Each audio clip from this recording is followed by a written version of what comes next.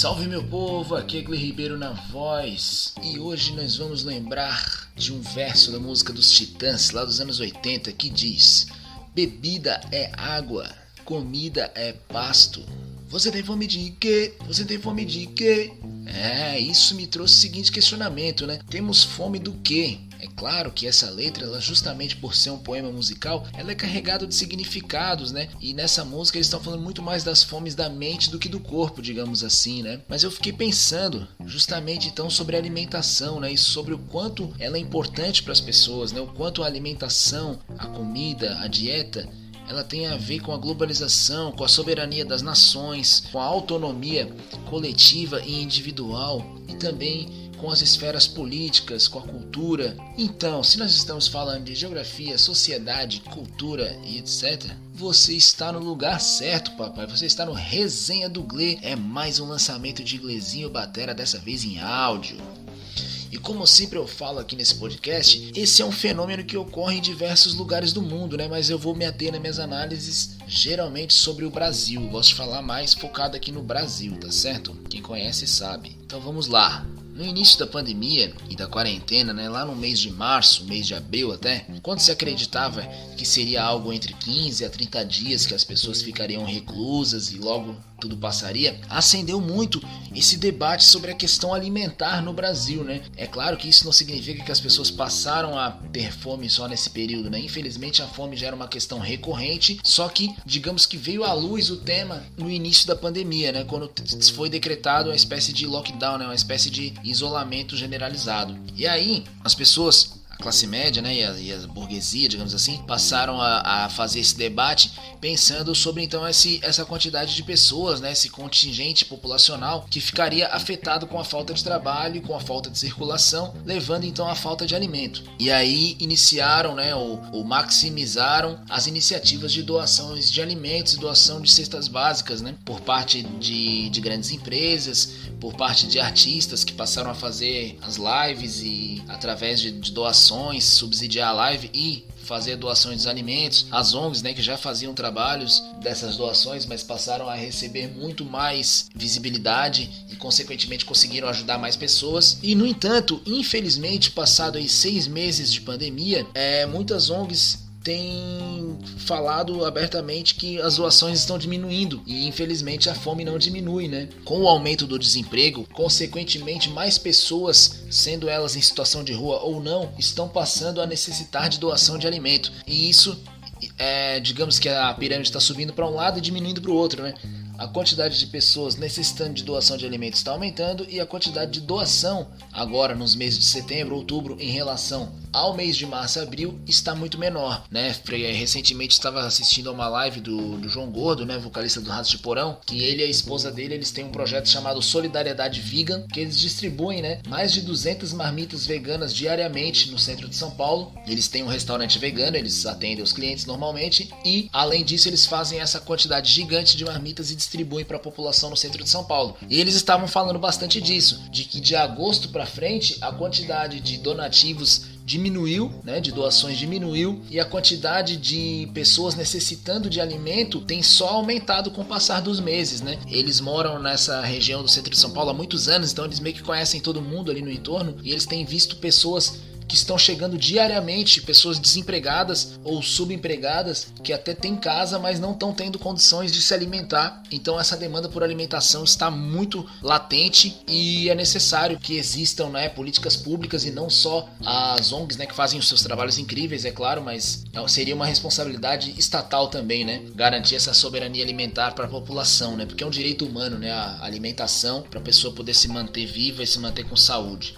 Pois bem, como esse é um podcast autônomo, né? Eu adoraria trazer uma estimativa aí de quantas gramas ou quilos uma pessoa adulta come por dia. Mas a minha equipe de roteiristas, que no caso sou eu mesmo, não conseguiu esses dados. Mas a gente sabe que é um bocado de comida aí, né? Pensando que temos 7 bilhões de pessoas no mundo. Sei lá, imagino que 1 quilo, 1,5 quilo de comida por dia dá muitos quilos, né? Então, a nossa alimentação, né? A nossa dieta, né? Ou seja, a nossa rotina alimentar, ela tá muito muito ligada, né, as suas modificações estão muito ligadas com o crescimento das cidades, com a industrialização, com o êxodo rural, com a globalização, com a inserção da mulher no mercado de trabalho. Pensando então em relação à rotina alimentar, a gente pode pensar que a regionalidade ela sempre teve muito a ver com os ingredientes disponíveis para o consumo das populações, né? Por exemplo, se a pessoa mora no litoral, né, na parte de mar, ela vai consumir mais peixes e frutos do mar e tal. Se ela mora, por exemplo, na Amazônia, né, o pessoal tem o costume de comer o açaí, enfim. Mas a globalização, né, ou seja, o aumento dos fluxos de informações, os fluxos financeiros, fazem com que ocorra uma homogeneização do alimento, né? Quando a gente pensa em globalização e alimentação, a gente pensa logo no hambúrguer, né, nesse alimento, né, nesse sanduíche americano e tal, que realmente é um tipo de alimentação que se espalhou pelo mundo inteiro, né? Existem as grandes cadeias de lanchonete, né, os fast foods que se espalharam pelo mundo inteiro, mas a própria alimentação do dia a dia aqui do Brasil também, de certa forma, está globalizada, né? Claro que existem as suas particularidades regionais, mas o arroz, o feijão, o macarrão, o pãozinho, né, que tem seus vários nomes, pão de trigo, pão de sal, pão francês, pão d'água, enfim, pãozinho, café com leite, eles estão em todos os lugares do Brasil, cada qual aí com as suas particularidades. Inclusive, essa globalização alimentar, ela vai ocorrendo com maior intensidade a partir da segunda metade ali do século XX, né? Com o êxodo rural, com a industrialização do Brasil, né? Com uma série de famílias saindo dos interiores, chegando nas capitais, né? As pessoas passaram a morar em moradias, é ótimo, né? Passaram a morar em residências sem espaço para cultivo de alimento e para cultivo de animais, né? Tu morando na cidade não tem como tu criar um gado e matar o próprio boi para pegar a carne e tal, e ter uma grande lavoura para plantar os seus alimentos. Então tu tem que ir até pegar o salário lá da tua empresa, da indústria, ir no supermercado comprar, ir no super, né, meu? Ir no supermercado comprar os seus alimentos e cozinhar em casa, né? Então, com o aumento da vida nas cidades, com a formalização dos trabalhos, digamos assim, a industrialização, e com a entrada da mulher no mercado de trabalho, a rotina alimentar mudou também, certo? E com o avanço da tecnologia, obviamente, né? A chegada do micro-ondas, a chegada mais antiga, a chegada da geladeira. Então, tudo isso foi modificando a forma de consumir alimento, né? Então, a gente vai tendo acesso até mesmo a alimentos que antigamente as pessoas mais antigas, elas dizem que tinham gosto diferente, né? Muito provavelmente a gente já ouviu os pais, os avós, enfim, falar que o leite que se toma hoje em dia na caixinha, né, o leite integral, é muito diferente do leite originário, direto da vaca, ou a própria carne de frango, é uma carne hoje em dia muito mais macia, muito mais clara. Enfim, com o aumento da tecnologia, os alimentos foram modificando e a gente foi passando também a consumir mais, né? Não sei, eu faço esse podcast aqui, eu não sei se todo mundo é da mesma classe social que o cara, né? Mas quem vem da classe C aí, os pais sempre contam, né, que antigamente só se tomava refrigerante poucas vezes no ano, só no Natal e tal. E hoje em dia a gente tem um acesso muito mais facilitado a esse tipo de alimentos, né? Ao refrigerante, uma série de alimentos diferentes, né, velho? De doces e salgados, uma série de besteira, coisa que faz mal pra saúde pra caramba. Até o conceito de doce com o tempo foi mudando muito, né? Não sei se vocês já repararam, as sobremesas que os avós gostam é muito ruim, né? Eu acho muito ruim, pelo menos. Que é, né, o doce de abóbora, de mamão, de goiaba, com muito cravo, canela, aquelas coisas, né? Hoje em dia a gente já curte uma onda diferente, né? Um chocolate, um açaí, um sorvete. Enfim, a globalização, ela nos traz esse tipo de coisa, né? Coisas que foram criadas fora do Brasil, ou coisas que foram criadas lá no outro lado do Brasil, né? O caso do açaí, por exemplo. E então, a globalização, o avanço tecnológico, o mercado de trabalho, tudo isso nos traz então essa evolução, muitas vezes não para o bem, mas essa evolução, essa modificação na rotina alimentar e nos hábitos alimentares.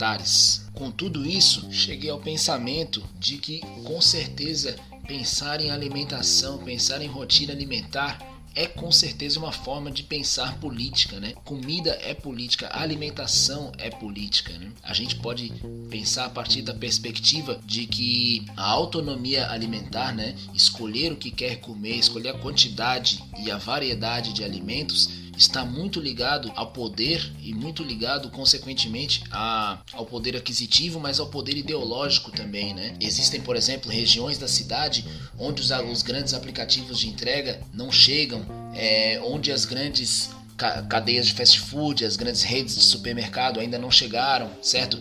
Então, a variedade de oferta de alimento, ela tem a ver com a especulação imobiliária, tem a ver com a questão da segurança pública, com a questão da infraestrutura urbana e, consequentemente, com a questão do poder aquisitivo mesmo, da pessoa conseguir escolher o que quer comer, né? Se ela abre o aplicativo, escolhe se ela quer comer comida mexicana, tailandesa, japonesa. Isso envolve muito a questão das oportunidades de vida que essa pessoa teve, né? Como é que uma pessoa vai escolher comer essas coisas se ela antes não teve oportunidade? Então, o conhecimento cultural que a pessoa tem, o repertório cultural, digamos assim, influencia também na sua rotina alimentar, né? Por isso que existe bastante aquele debate sobre comida vegana ser elitista ou não, quando na verdade o aspecto que impede o crescimento mais rápido, digamos assim, dessa cultura não é nem o acesso à compra dos vegetais na feira, porque realmente não é uma coisa tão cara assim, mas sim a capacidade de escolha do indivíduo. Muitas vezes, quando o indivíduo tem um repertório cultural, uma série de oportunidades de vida menores, a capacidade de escolha alimentar vai ser diferente, vai ser limitada também, e até mesmo a autonomia familiar, digamos assim, né? Muitas vezes a pessoa mora com família,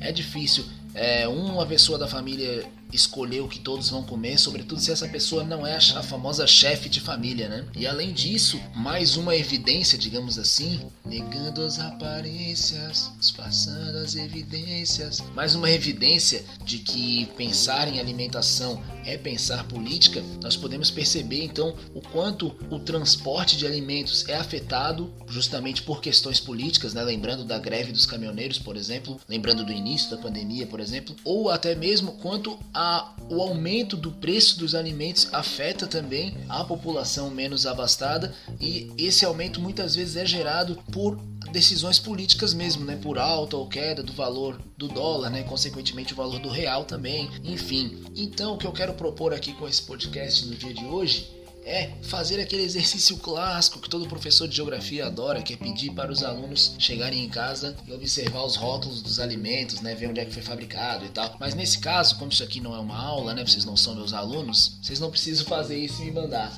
Mas é só pra gente pensar mesmo, quais são os alimentos que mais acompanham a nossa rotina alimentar. Não necessariamente são os que a gente mais gosta e não necessariamente são os que a gente está comendo agora, nesse ano, mas os que a gente comeu a vida inteira. Vamos supor assim, hoje em dia não tomo mais leite, mas durante 18 anos de vida eu tomei. Pensar então de onde vem o leite, né? Esse leite que a gente consome, no caso, quem são os produtores, como é que esse pequeno produtor chega nas grandes marcas, como que essas grandes marcas chegam no varejo, enfim, pensar o quanto essas indústrias alimentares podem impactar positiva ou negativamente a sociedade e o nosso dia a dia, e o quanto os produtores de alimentos, sejam os agroprodutores, mas os varejistas também, são capazes de interferir na política, de interferir ideologicamente, né, que é o famoso soft power. Gostei muito desse termo, soft power, acho que eu vou fazer algum episódio sobre isso.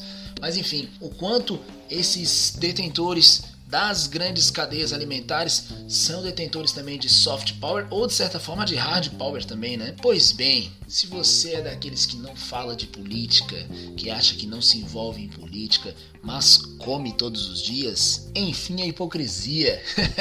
Como andam dizendo bastante por aí na internet, enfim a hipocrisia. Então é isso, pessoal, comida é política. Você tem fome de quê? Já diria Arnaldo Antunes lá nos anos 80 com os Titãs. Mande esse episódio para alguém que pensa bastante nessas questões, e se não pensa, tá na hora de pensar. Bati na mesa aqui, tá na hora de pensar. Dá um salve lá no Instagram e me diz o que achou desse episódio. Vamos nessa, viva la democracia, valeu!